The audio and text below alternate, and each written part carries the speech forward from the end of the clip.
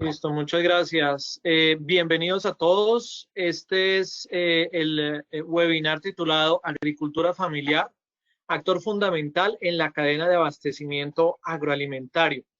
Un agradecimiento muy especial a todos los asistentes, a nuestros panelistas y la intención de este webinar que precisamente se enmarca en la celebración de los 10 años del proyecto Utopía, es justamente hablar de un tema crucial, que es la agricultura familiar. El proyecto Utopía es el programa bandera de la Universidad de La Salle que busca convertir jóvenes campesinos provenientes de las regiones más vulnerables del país en ingenieros agrónomos, capaces de ejercer un liderazgo social, político y productivo en sus regiones de origen.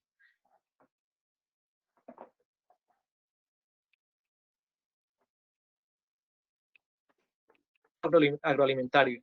Y por lo tanto, de la agricultura familiar, hemos decidido organizar este espacio de reflexión y análisis sobre este gran tema, como actor fundamental en la cadena de abastecimiento agroalimentario. Por eso hemos decidido invitar 4 expertos, 4 personas que nos van a enseñar bastante sobre este tema y que van a compartir sus experiencias. La primera de ellas es Hegiluz Ramírez. Ella es ingeniera agrónoma de la Universidad de La Salle del proyecto Utopía. Actualmente es funcionaria de la Federación Nacional de Cafeteros y fue ganadora del premio Royal Condor Utopía 2010. Ejemplo. También tenemos al doctor Germán Eduardo Celi. Él es candidato a doctor en ciencias en agrociencias de la Universidad de La Salle. Es magíster en ciencias agrarias de la Universidad Nacional de Colombia en Bogotá.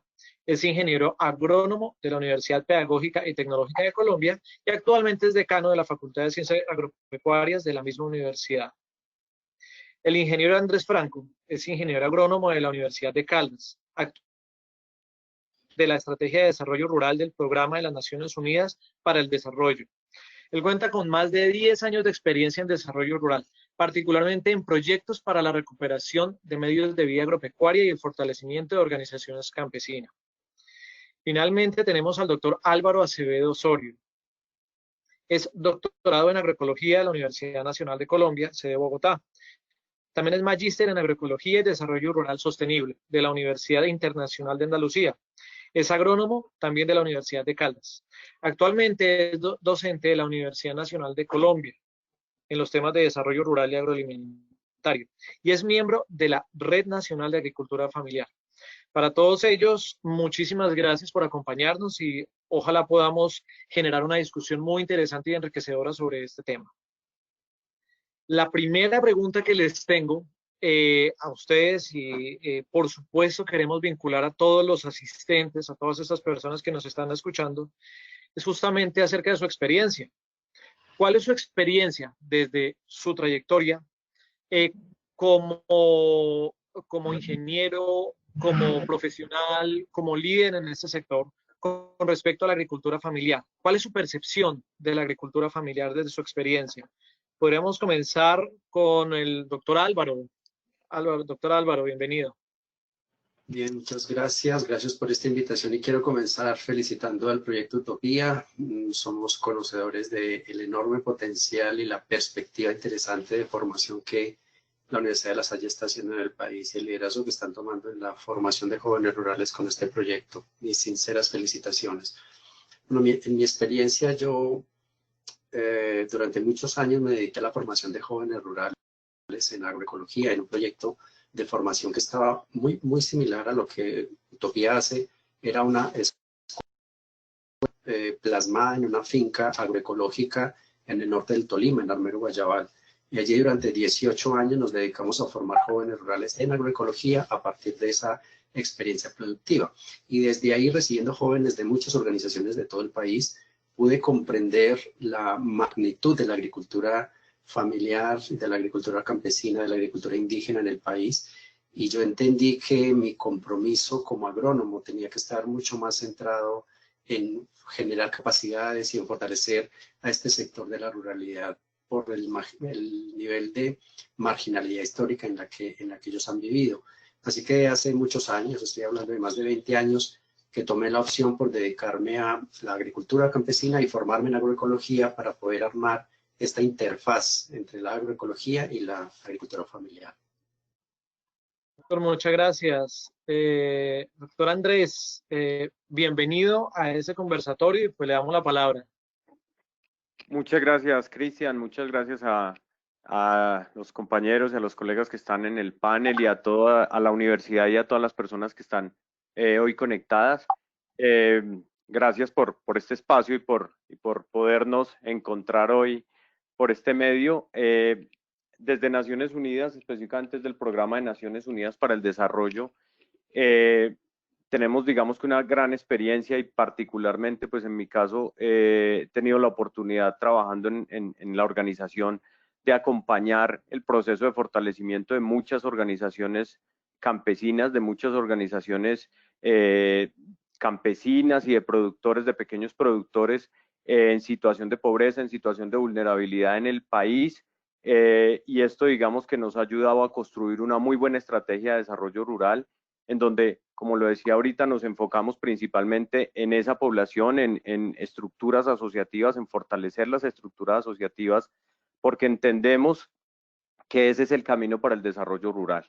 Hemos entendido que si queremos propiciar y generar prosperidad en las poblaciones y en la población rural, tenemos que hacerlo a través de la asociatividad, a través del fortalecimiento de sus estructuras asociativas. Entonces, digamos que buena parte de mi experiencia ha estado principalmente encaminado en ese proceso de fortalecimiento de esas estructuras asociativas y del fortalecimiento de las unidades productivas y de los negocios y procesos que ellos desarrollan. Muchas gracias, Cristian. Gracias, Andrés. Doctor Germán Eduardo Celi, bienvenido, es un placer tenerlo con nosotros y pues adelante.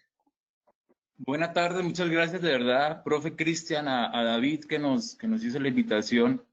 Me uno al saludo de ese cumpleaños de Utopía, ese proyecto tan bonito que tiene La Salle, y pues que ojalá podamos nosotros como facultades más ortodoxas en la enseñanza de la agronomía tener como una relación directa con un proyecto social súper importante. Pues nosotros desde Boyacá, ustedes saben cómo es Boyacá, pequeños productores que dependen pues de ese ejercicio de la agricultura familiar. Nosotros digamos que hemos empezado a trabajar desde lo ambiental, trabajado con algunas comunidades en unos ejercicios de páramo, en pagos por servicios ambientales, estamos trabajando con unos temas de captura de carbono, y más adelante les vamos a contar de una experiencia que vamos a iniciar, que estamos iniciando este año, con un proyecto de investigación que reúne uno de los pilares fundamentales de la agricultura familiar, que es el tema ambiental, ¿sí? Nos parece importante compartirlo porque digamos, sin ese conocimiento, pues casi que la agricultura familiar pues va a tener algunas cosas que no son las mejores. Muchas gracias, de verdad. Bueno, doctor Germán, muchísimas gracias y claro que sí, Utopía está abierto para todos ustedes. Apenas podamos todos, las puertas del campus están abiertas, claro que sí. Y finalmente, pues nada, los últimos serán los primeros y tenemos a nuestra egresada, que con mucho orgullo la hemos invitado y le agradecemos también por estar con nosotros. Hegiluz, cuéntanos de tu experiencia y de tu percepción de la agricultura familiar. Claro que sí, buenas tardes para todos, para quienes me acompañan. Quiero de antemano pues agradecer a la Universidad de La Salle por esta gran oportunidad de tratar de temas como es la agricultura familiar. Y realmente desde mi punto de vista y desde mi experiencia como servidora o como asistente técnica, me impulsa a seguir trabajando por el campo colombiano, me impulsa por seguir trabajando por el sector agropecuario, que bien sabemos que Colombia cuenta con una gran capacidad para desarrollar procesos y desarrollar actividades en pro de la seguridad alimentaria de nuestro país. Vemos algunas deficiencias en el campo, más que todo en la parte técnica. Algunos caficultores, agricultores, productores no cuentan con una asistencia técnica que les pueda proporcionar para que ellos mejoren su productividad, sus rendimientos, y de igual forma contribuyan a conservar los recursos naturales y los recursos y la biodiversidad de nuestro país. Entonces, el impulso de seguir trabajando desde mi cargo como extensionista rural para aportar a la seguridad alimentaria. Ingeniera Heji, muchísimas gracias. Qué buena respuesta. Bueno, ya entrados en materia y invitando a todos los participantes a que generen sus preguntas, a que participen con nosotros en este diálogo, pues la dinámica justamente va a ser una pregunta detonadora que la formularía yo inicialmente, pero la invitación es a que todos podamos participar en los chats y vamos hablando entre los panelistas e interactuando con las personas asistentes. Doctor Germán, comencemos con usted. ¿Cuál es el aporte de la agricultura familiar para la seguridad alimentaria y también para la soberanía alimentaria, especialmente en estos tiempos? Pues, Cristian, todos sabemos y los datos los tienen más.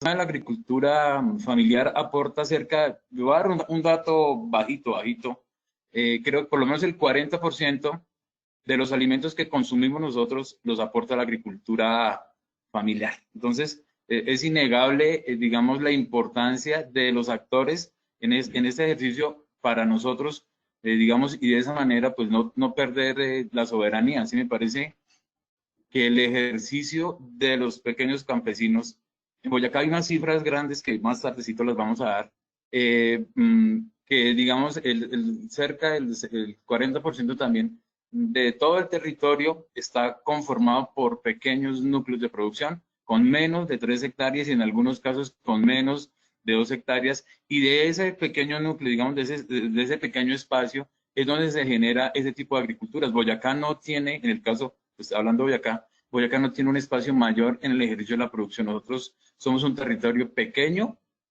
con minifundio y microfundio, que aporta, eso sí, mucho de la agricultura familiar depende, digamos, la alimentación de los boyacenses y principalmente buena parte de la capital. Bogotá depende básicamente del abastecimiento especialmente de frutas y de verduras que se producen en pequeñas familias que están trabajando de la mano y sufriendo todo este ejercicio sanitario, unas políticas que no son las más adecuadas para la agricultura familiar. También hay que aclarar y hay que pensar que el país fundamentalmente no tiene una política clara frente a la agricultura familiar. Muchas gracias, doctor Germán. Doctor Álvaro, ¿qué opina con el tema de los datos? ¿Cómo nos puede ubicar al respecto? Sí, yo creo que complementando un poco el planteamiento de Germán, es que tenemos que diferenciar entre seguridad y soberanía alimentaria, porque las ponemos juntas como si fuesen sinónimos. Una cosa es seguridad alimentaria en el sentido de decir, la comida está disponible, está en los supermercados, está en las plazas, está... otra cosa es decir soberanía alimentaria en el entendido de que sabemos de dónde proviene la comida, que es producida de manera nacional, controlada por nosotros, producida bajo criterios de conservación de nuestros recursos, pero además con un criterio de cercanía cultural o apropiada culturalmente, es decir, una comida mucho más cercana a nuestros territorios, nuestras culturas, nuestras formas gastronómicas propias de alimentarnos y basada en agrobiodiversidad, esa enorme base de biodiversidad cultivada y criada que ha hecho parte de los sistemas alimentarios de los colombianos durante muchísimos años. Entonces creo que las preocupaciones en Colombia han estado más centradas en la seguridad alimentaria. La comida está disponible, no importa de dónde venga, no importa su calidad, pero está disponible. Otra cosa es el acceso al alimento, otra cosa es la calidad de los alimentos que estamos consumiendo y otra cosa es la nutrición adecuada que ese alimento puede generar. Entonces yo creo que es muy importante siempre diferenciar entre ambas cosas porque en tiempos de pandemia tenemos seguridad alimentaria, sí, la comida está disponible. El acceso, eso es una cosa que nos genera bastante conflicto en este momento.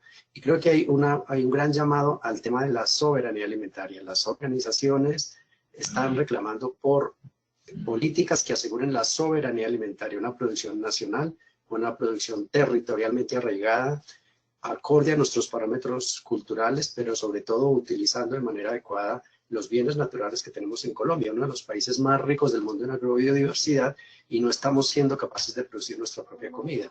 Estamos importando cerca de 14 millones de toneladas de alimentos.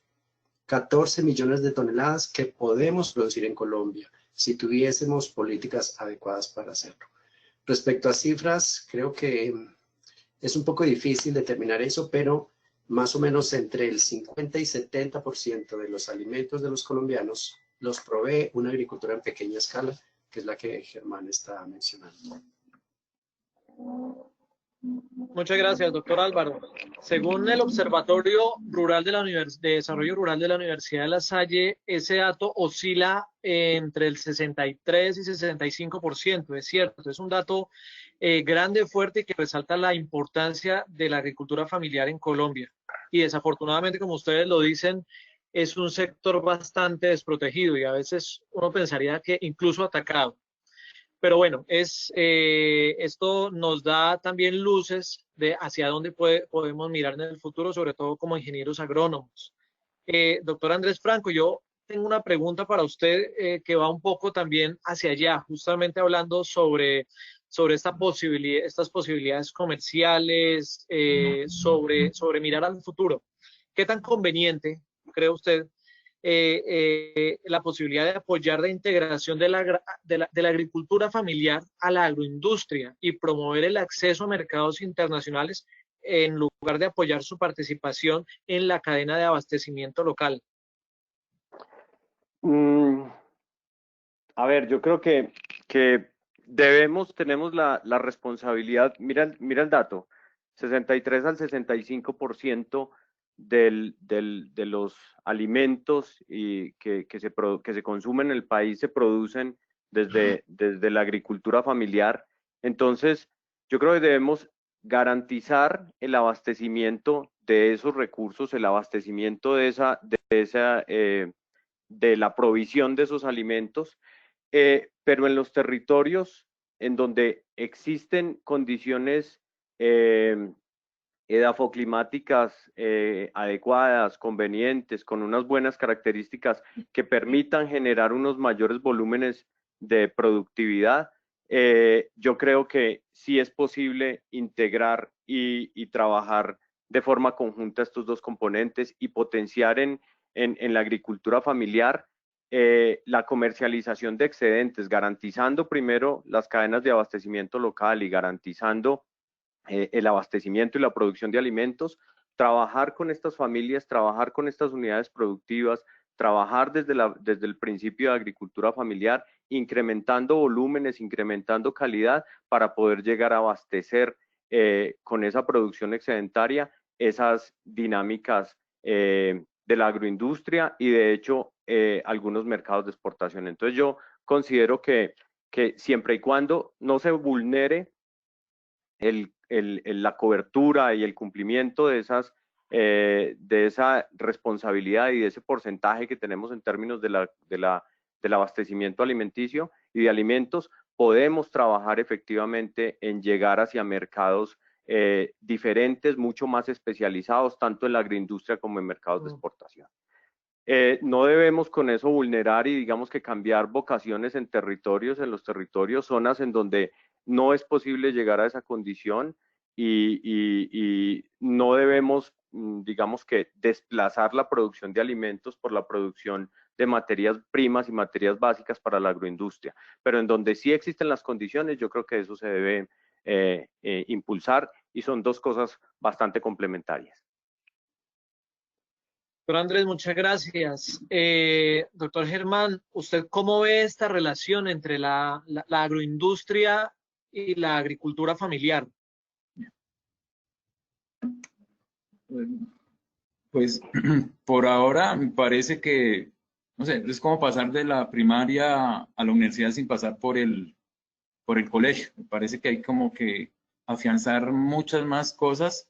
Como dijo Andrés, el tema de clima y de suelo mejorará, digamos, sobre ese conocimiento del territorio. Es que uno puede decirle a la gente, oiga, organicémonos de mejor manera y tengamos la posibilidad de proveer para tener la capacidad de tener un proceso de transformación o de comercialización de alguna manera con un intermediario.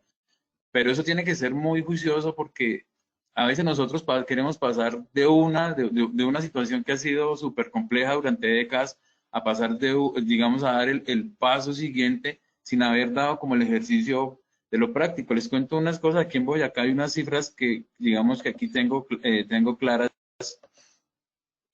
frente a lo que pasó este año con el tema de variabilidad climática. Estamos en un año que pues ahora no sabemos cómo se esté comportando, pero aquí en Boyacá, por ejemplo, el tema de la distribución de las lluvias no fue mejor para la primera temporada de lluvias. No tenemos fuentes de agua que ayuden a que las pequeñas familias en pequeños territorios tengan un recurso importante que es el agua.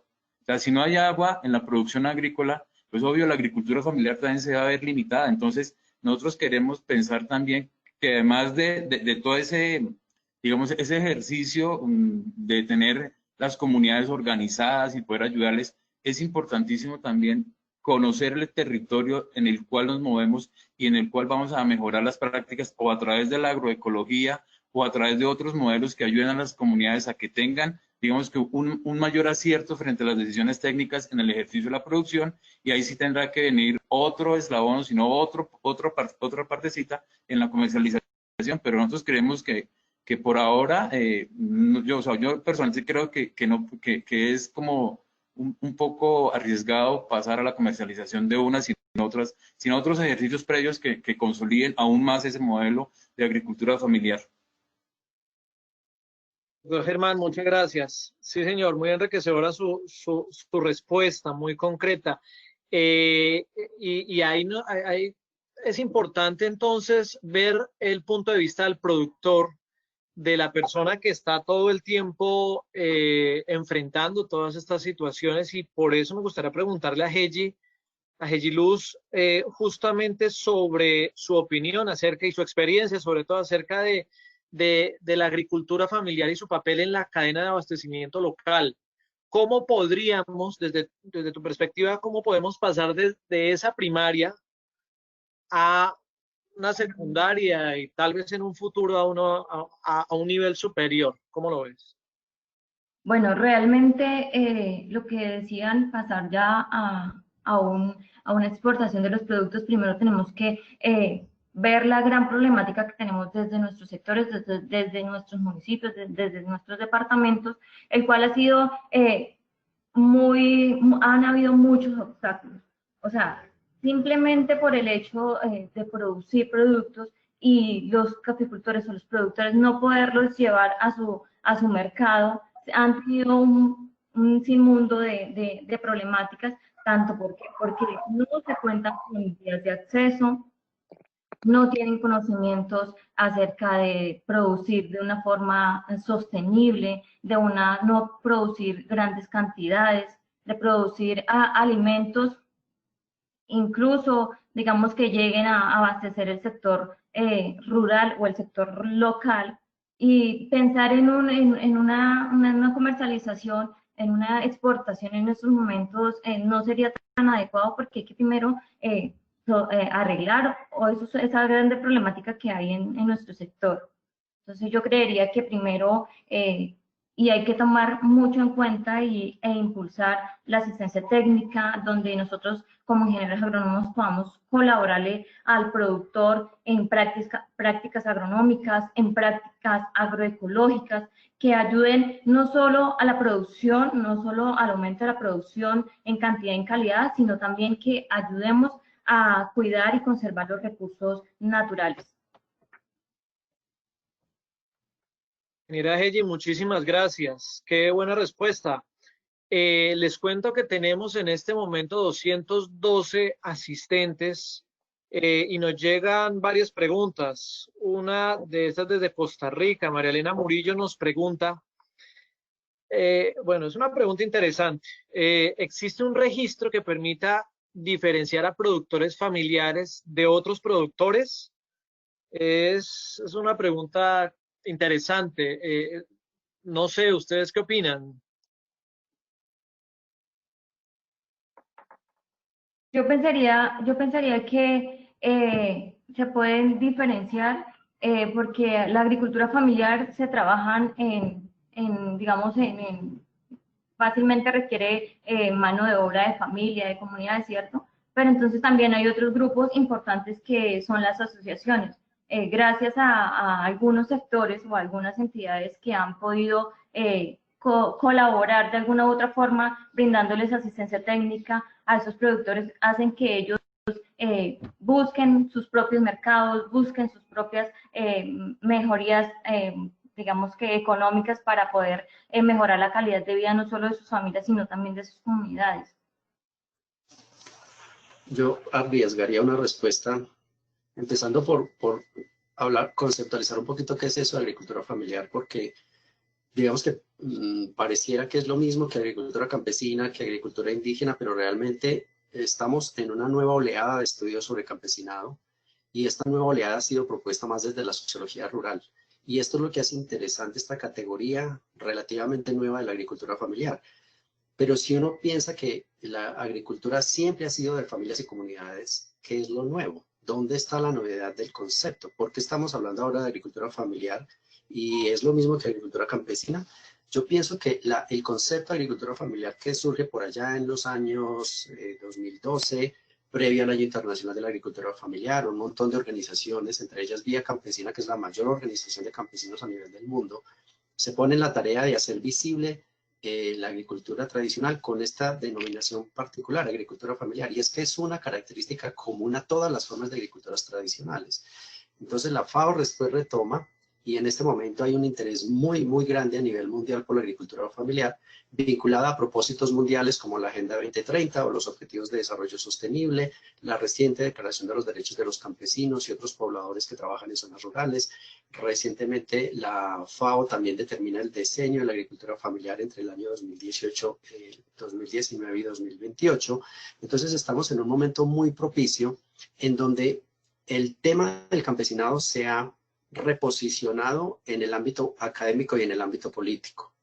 Entonces, hablamos ahora de agricultura familiar, pero retomando todo este legado conceptual, ideológico sobre campesinado, toda esa tradición, y poniéndola ahora al servicio de un reposicionamiento social y económico de esas agriculturas tradicionales.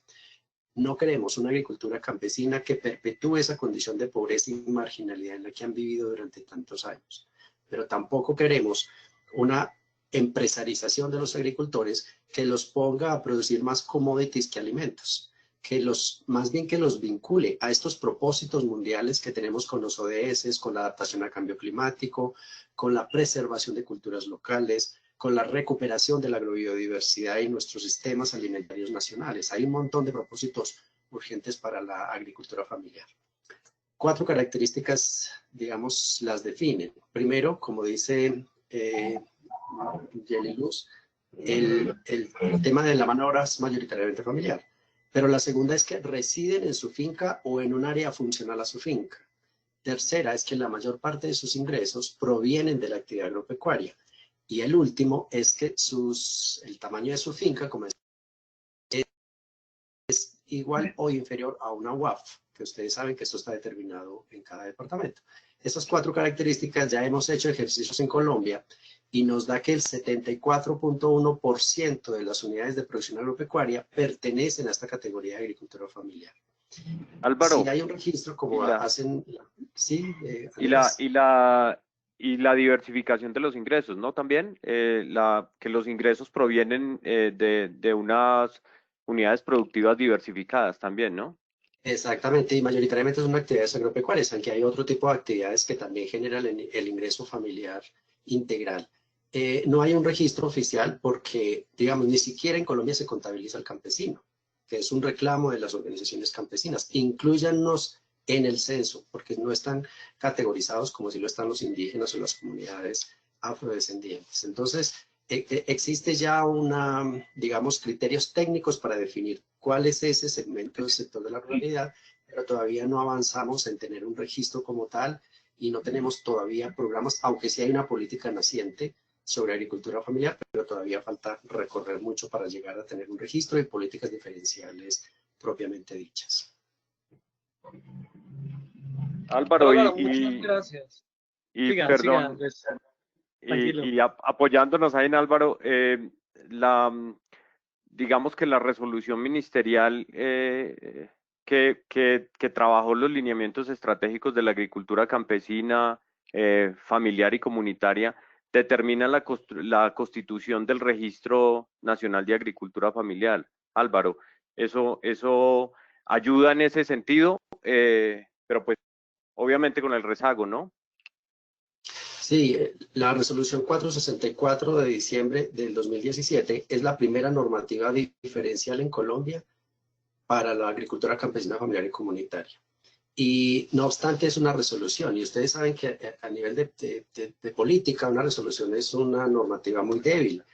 De hecho, el impulso, el trabajo de muchas organizaciones ahora en Colombia es que esa resolución haga tránsito a ley de la República, con lo cual ningún ministro puede desconocerla, ni arrinconarla, ni derogarla. Necesitamos posicionar mucho más. Si es que en Colombia pensamos que es estratégica la agricultura familiar, deberíamos dar ese paso a constituirla como ley de la República. El lineamiento número 10, si no estoy mal, es justamente, Andrés, el registro de los agricultores familiares. Ya tenemos un camino, pero necesitamos más voluntad política para que esto llegue a hacerse realidad. Estamos en la implementación de la resolución, pero debo decir que el gobierno no ha puesto mucho interés en la implementación de la resolución. Y es una resolución histórica para Colombia, porque es no solamente la primera diferencial para la agricultura familiar, campesina y comunitaria, sino que tuvo una muy alta participación de organizaciones de la sociedad civil, lo cual le da muchísima legitimidad entre las organizaciones de agricultores en Colombia. Justamente, doctor Álvaro, nuestros asistentes hablaban hace un momento, leo un poco lo que en nuestro chat hablan los asistentes, vamos en 212 asistentes, y hablaban justamente de la resolución 464, de la cual dicen que se hizo con lineamientos poco participativos y sin preceptos de sostenibilidad. Entonces, claramente hay dudas acerca de la forma en la cual se está legislando al respecto. Y hay una pregunta también con respecto al tema de la política. Y discúlpame, Cristian, pero yo sí debo clarificar que efectivamente una de las características de esta resolución, y lo digo porque yo estuve haciendo parte de la mesa técnica que entre el año 2016 y 2017 estuvimos trabajando con la FAO, con el Ministerio de Agricultura, con el Ministerio de Trabajo, Educación. Fue un equipo de trabajo muy grande, y ahí estábamos como RENAF, Red Nacional de Agricultura Familiar, que reúne más de 160 organizaciones de base, instituciones que trabajamos para visibilizar y posicionar la agricultura familiar.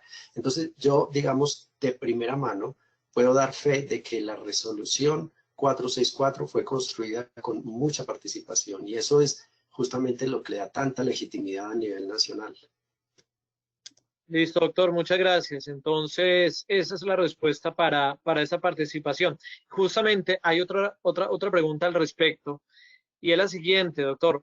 ¿Cómo hacer para que se generen políticas públicas que fortalezcan y estimulen la agricultura familiar? ¿Cuál sería la estrategia viable desde nuestro sector? Doctor Andrés, ¿qué opina usted? Pues yo creo que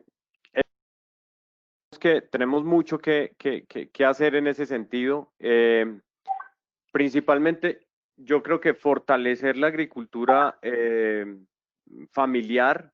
Si logramos fortalecer la agricultura familiar con esas políticas públicas y con diferentes mecanismos, lograremos reducir la pobreza rural y tendríamos un agro mucho más eficiente y mucho más sostenible. Claramente, las cifras lo muestran. La mayor cantidad de productores a nivel rural hacen parte de la agricultura familiar. Entonces, si fortalecemos la agricultura familiar, efectivamente vamos a lograr reducir la pobreza rural y tendremos pues mucho más eficiencia y sostenibilidad en el agro.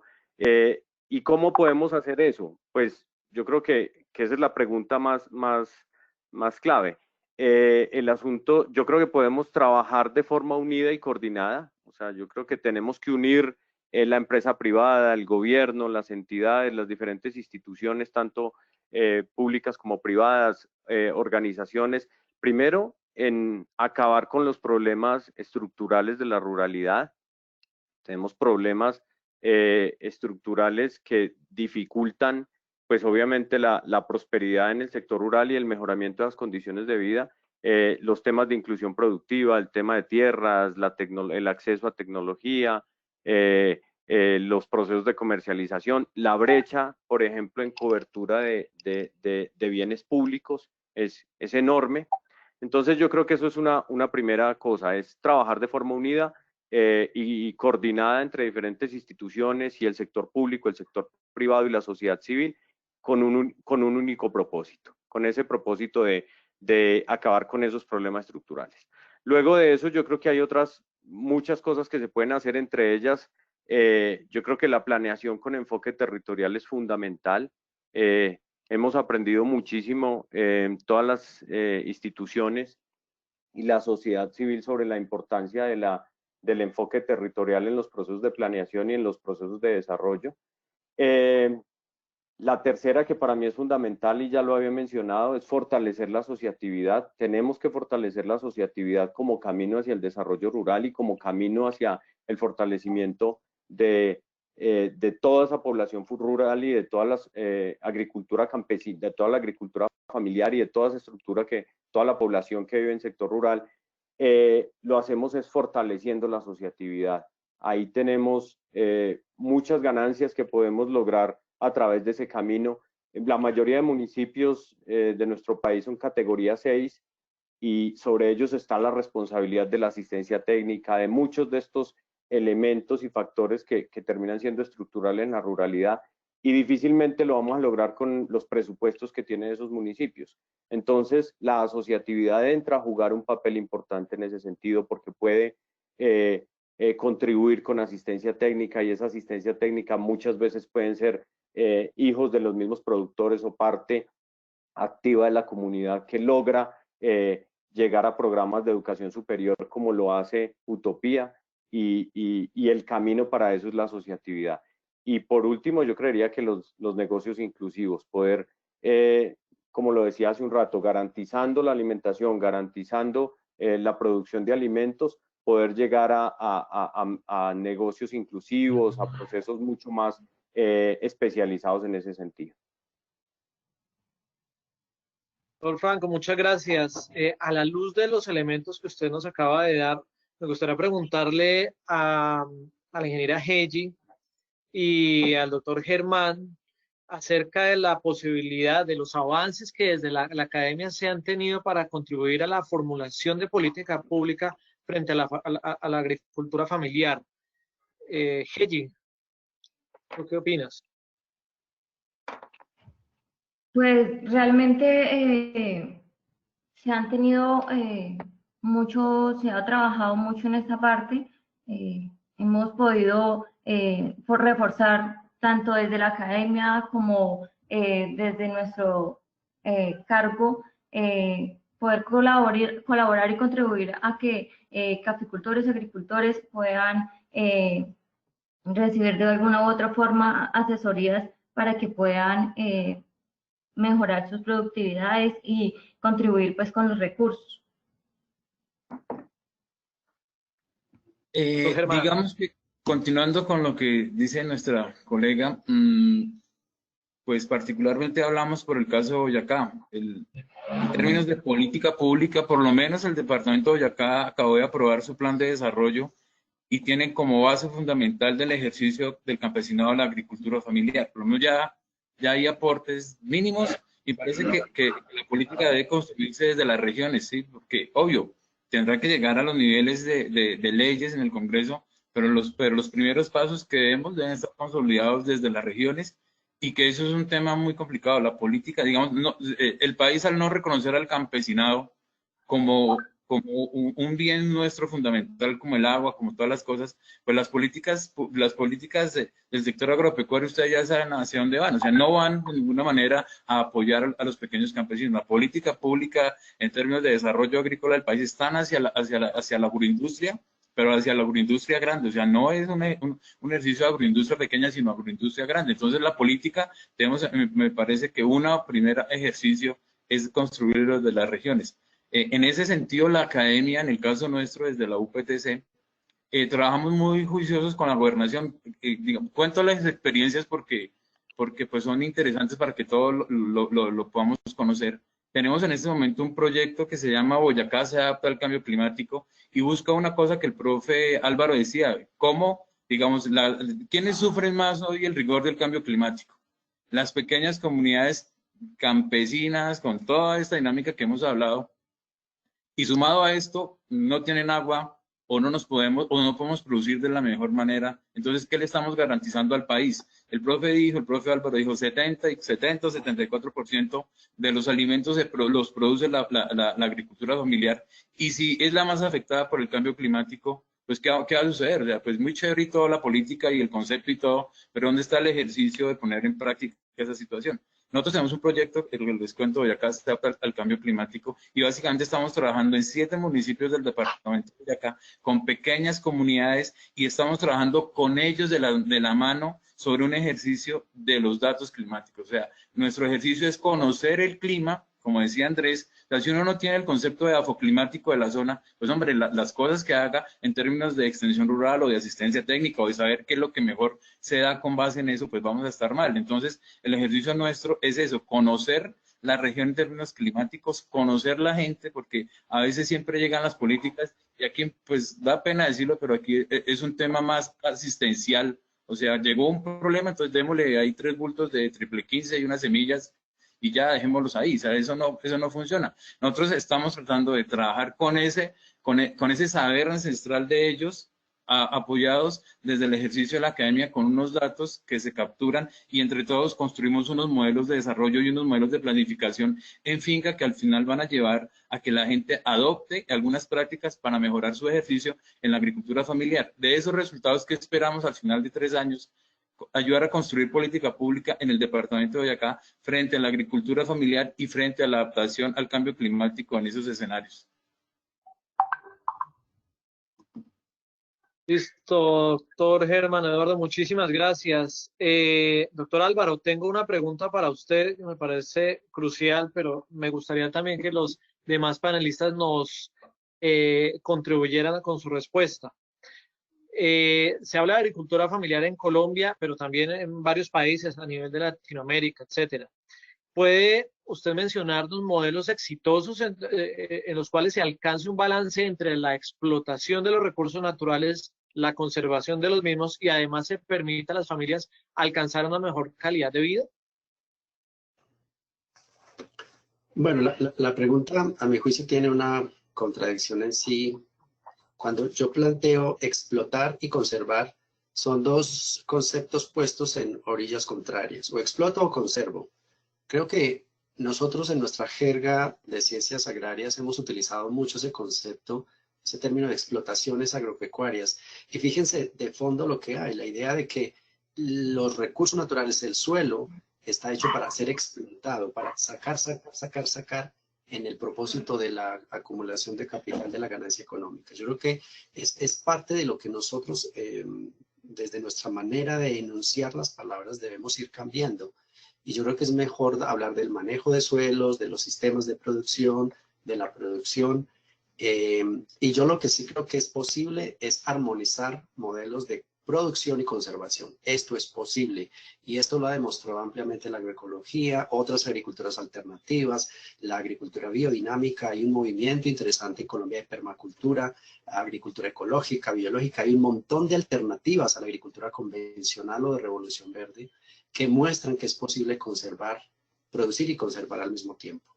Ahora, creo que es aquí importante también el concepto de sustentabilidad. Yo tengo que poner, cuando pienso en sustentabilidad, debo poner propósitos ambientales, sociales, culturales, políticos, ambientales, económicos en la misma balanza. Y ese es el reto de la sustentabilidad.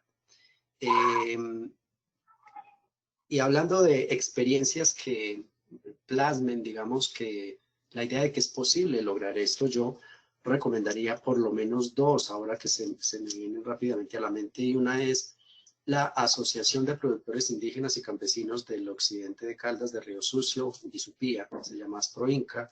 Es una organización que tiene más de 20 años de existencia y ha trabajado alrededor de promotores rurales, campesinos formados en concepción agroecológica para que sean ellos los que hagan esta suerte de asistencia técnica o más acompañamiento técnico al resto de familias. Estamos hablando de más de 300 familias que han estado además con iniciativas de economía solidaria, entonces tienen un fondo rotatorio que permite financiar la transición o transformación de sus fincas. El enfoque productivo de las fincas es la biodiversidad, la agrobiodiversidad. Entonces hicimos un estudio hace poco, encontramos entre 50 y 70 especies cultivadas en cada finca. Y estamos hablando, como decía Germán, para el caso de Boyacá, mini y microfundios, porque son áreas demasiado pequeñas, pero lo importante es que estos campesinos en esta zona mantienen esta racionalidad ecológica y económica de los campesinos, que es a diversificar sus sistemas de producción. En su racionalidad, un agricultor nunca pone todo lo que tiene en una misma renglón productivo. Él sabe que la mejor forma de contrarrestar riesgos es diversificando su finca y diversificando sus ingresos en el mercado. Otra experiencia interesante en Colombia, ASOPECAM, Asociación de Productores Cafetaleros de la Marina en Tuluá, Norte del Valle, haciendo agroecología, fortaleciendo mucho la organización que era el interesante llamado que hacía Andrés ahora. Ellos logran exportar café. Yo creo que la prioridad de los colombianos, sin duda alguna, como Germán lo mencionó ahora, tiene que ser la producción nuestra. La pandemia ha dejado en evidencia la vulnerabilidad de nuestro sistema alimentario. Somos tremendamente vulnerables. Si esta pandemia, como ha ocurrido, cerrara las fronteras en los países, Colombia sería uno de los que pasa hambre, porque nuestros sistemas de producción no están preparados para lo que tuvimos en la década de los 80, autosuficiencia alimentaria. Teníamos toda la producción de alimentos en nuestro propio país, pero las políticas hacen que se privilegie más la generación de divisas que la producción de alimentos. Y la pregunta que tendríamos que hacernos ahora los colombianos es esa: ¿qué nos enseña la pandemia? ¿Fortalecemos nuestra presencia con commodities en el mercado mundial o producimos alimentos y nos fortalecemos y somos más soberanos?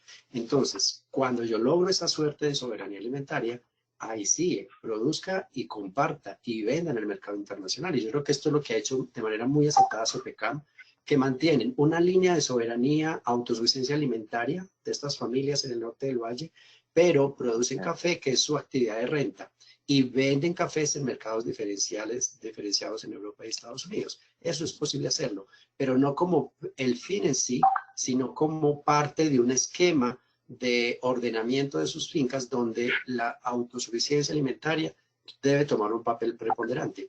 Y un comentario para cerrar. Nos preocupa mucho el hambre rural que se está viviendo en este momento. Y es un contrasentido. Si lo rural es el espacio que genera la comida, ¿cómo puede ser que sea el espacio que está sufriendo de hambre? Pues sí, y lo es porque los sistemas de producción de muchos campesinos se han especializado en el mercado. Claro, nadie pensaba que nos iba a tocar una situación de pandemia y que iban a cerrar la circulación y que nos iban a aislar. Para los urbanos puede ser más fácil movilizarse en este momento que para los rurales. Muchos de ellos no pueden salir de sus veredas ni a vender sus productos ni a conseguir alimentos.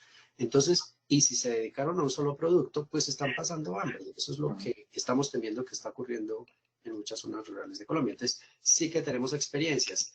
Y hay un libro que hicimos hace poco con un grupo de más de 20 colegas de diversas universidades en Colombia. Se llama Agroecología, Experiencias Comunitarias para la Agricultura Familiar. Y es un libro que lo pueden conseguir en PDF, está abierto, está libre.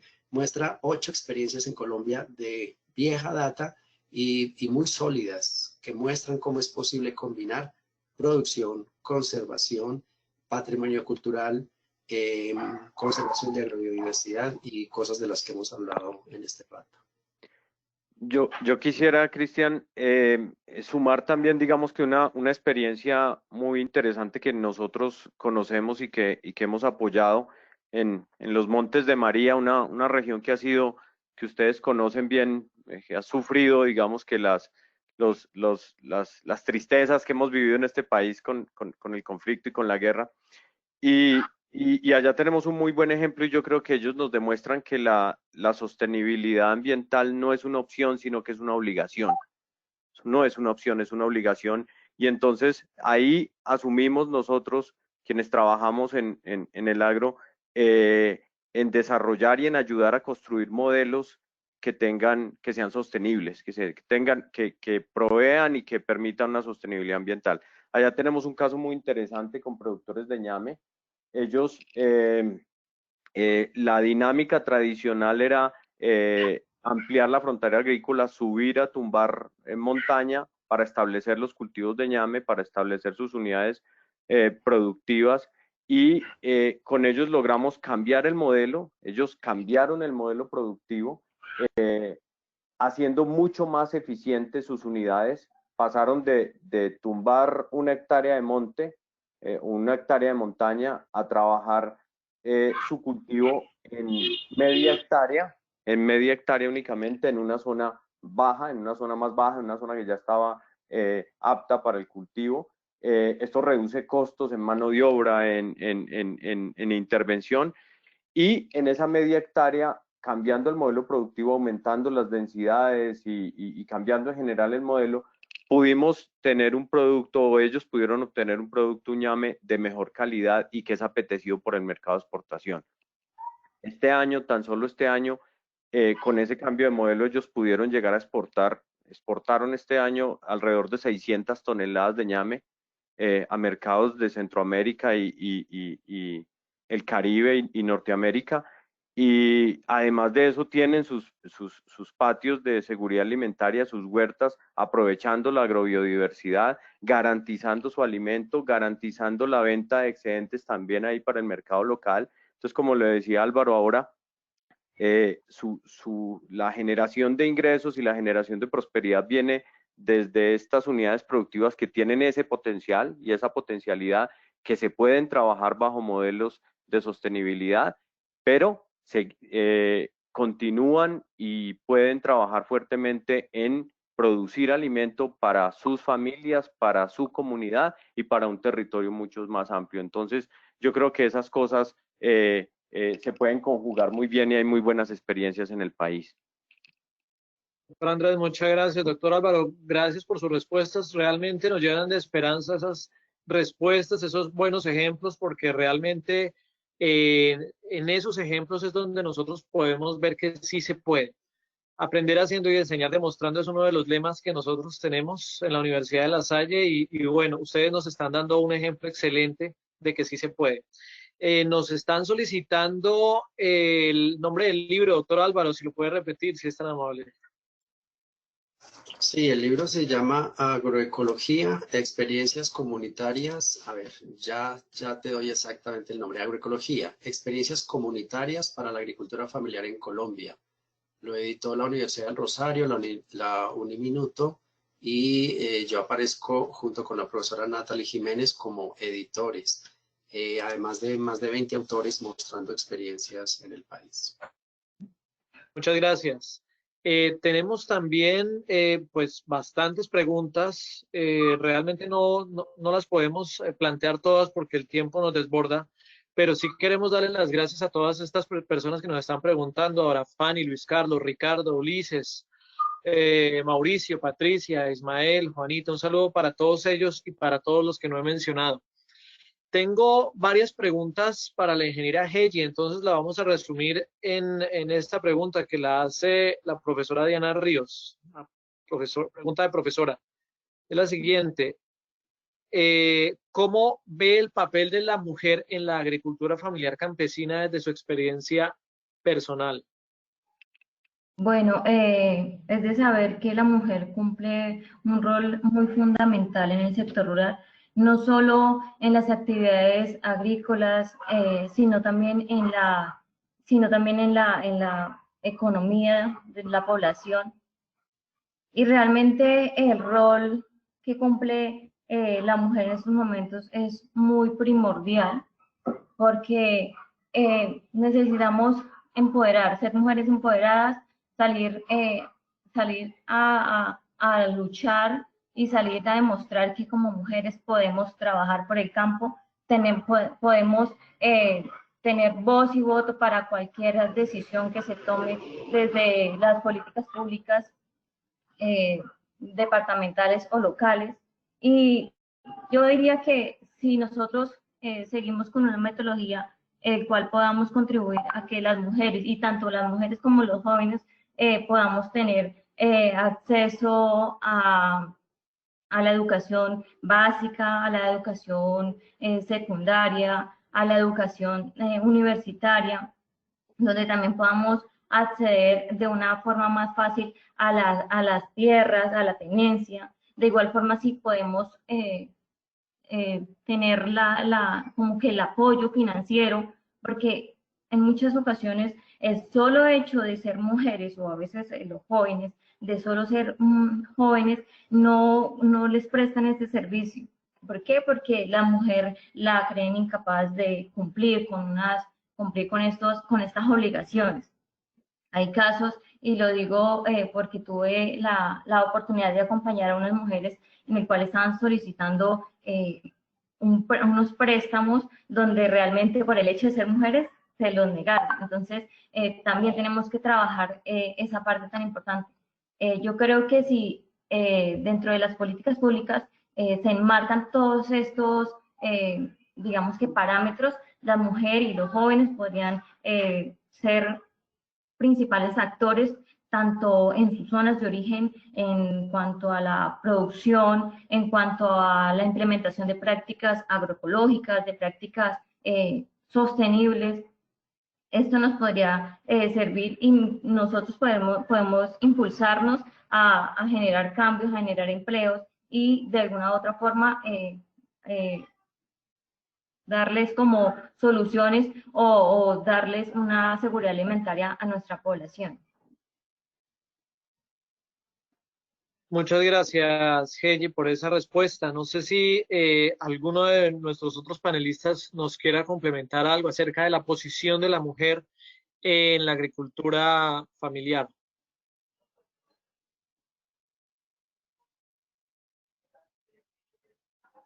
Yo creo que Heidi Luz mencionó el tema de la marginalidad de las mujeres rurales y el informe de Colombia Rural, Razones para la Esperanza del 2011 del PNUD hablaba de una triple discriminación hacia las mujeres rurales.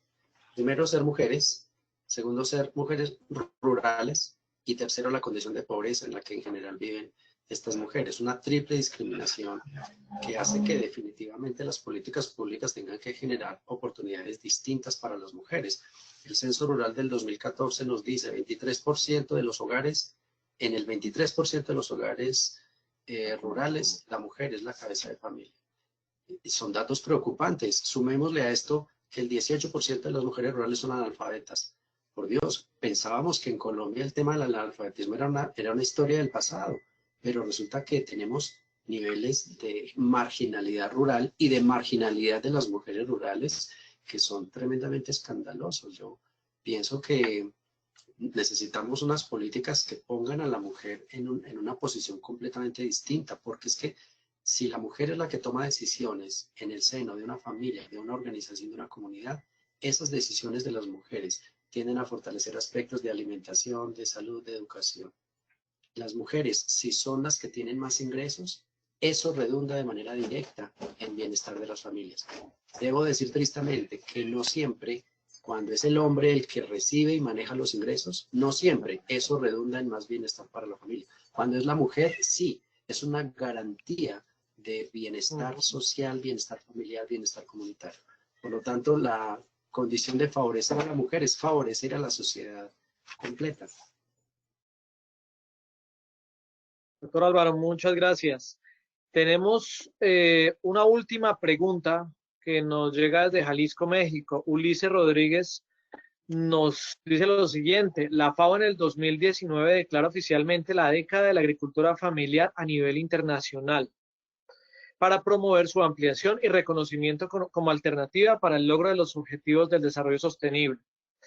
La pregunta es la siguiente: el paisaje rural campesino de Colombia, ¿cómo se ha fortalecido en materia de política pública con los ODS? ¿Cómo es la relación entre los ODS y la agricultura familiar? Doctor Germán, ¿qué opina? Yo creo que ahí el tema de esos objetivos de desarrollo sostenible, el profe Álvaro lo explica bien en el tema de la mujer campesina y todo lo que sufre, ¿sí? Yo veo que en la medida que nosotros no reconozcamos el valor del campesino en la producción, Colombia no va a avanzar mucho digamos, en ese tipo de agricultura. Yo creo que Definitivamente la falta de política seria frente a esto es lo que no ha permitido que nosotros avancemos, ¿sí?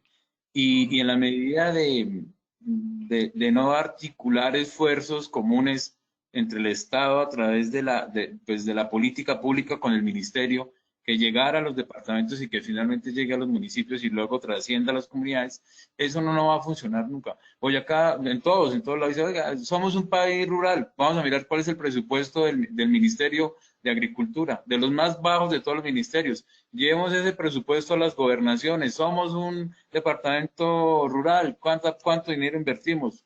Volvamos a los municipios. Entonces, me parece que aquí el ejercicio a veces es bonito de hablarlo, pero tenemos que llevarlo a la práctica y tenemos que tener posiciones políticas claras frente a la construcción de esa política que le hace falta y que ya en ese ejercicio de construcción de política pública podamos avanzar hacia diferentes enfoques. El profe Álvaro habla de la agroecología como un ejercicio súper importante de la agricultura. Todos tenemos enfoques ahí. En el caso nuestro está basado en la agricultura sostenible adaptada al clima, pero debe haber una política sobre la cual se generen los demás planes de desarrollo en ese ejercicio. Y si no, pues la agricultura familiar seguirá siendo más como un ejercicio, digamos, de hablar, porque llevarlo a la práctica va a ser muy difícil si no hay estructuralmente quien tome las riendas en el país, dándole la prioridad del 70% de la producción de alimentos para nosotros, y ya viene lo que dice el profe Álvaro, la soberanía y el tema de seguridad alimentaria.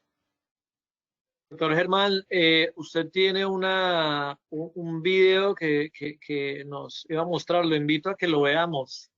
Sí, es un videito de 1 minuto y medio donde les contamos algunas cosas que le estamos trabajando y esperamos en 1 y 2 o 3 años ya de contarles para que nos inviten y digan una experiencia, les vamos a contar lo que estamos haciendo. Gracias, profe Cristian. Perfecto. Adelante, Jonathan. Vamos a proyectarlo en este momento, si me regalan un segundo.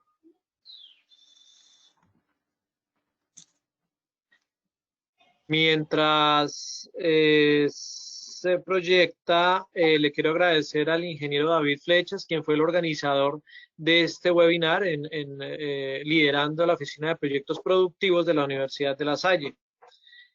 También le damos las gracias a todos los asistentes que todavía siguen en sintonía. Aquí ya viene el video. Adelante.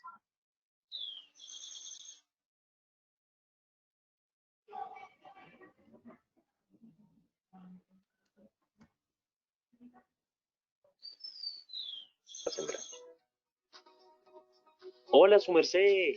Mi nombre es Clímaco. ¿Qué está pasando con el clima en Boyacá?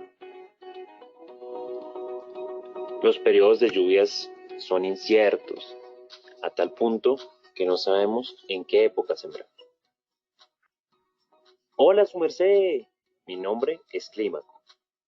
Y yo, Adaptación. Y hacemos parte del proyecto Boyacá se adapta al cambio climático, el cual se desarrolla en los municipios de Samacá, Ventaquemada, Tunja, Motavita, Soracá, Siachoque y Toco. Este proyecto de investigación está enfocado en agricultura sostenible adaptada al clima como herramienta innovadora. Busca incrementar sosteniblemente su productividad y fortalecer la seguridad alimentaria, adaptándose a los riesgos climáticos. Es por esto que trabajaremos en conjunto, evaluando tecnologías y construyendo soluciones de forma participativa. Contaremos con estrategias para la planificación de la finca que permitan una mejor toma de decisiones. Este proyecto de investigación está financiado por la Gobernación de Boyacá a través del Sistema General de Regalías y ejecutado por la Universidad Pedagógica y Tecnológica de Colombia en alianza con el Centro Internacional de Agricultura Tropical, CIA. El equipo de Boyacá se adapta al cambio climático está disponible para servirle a su merced.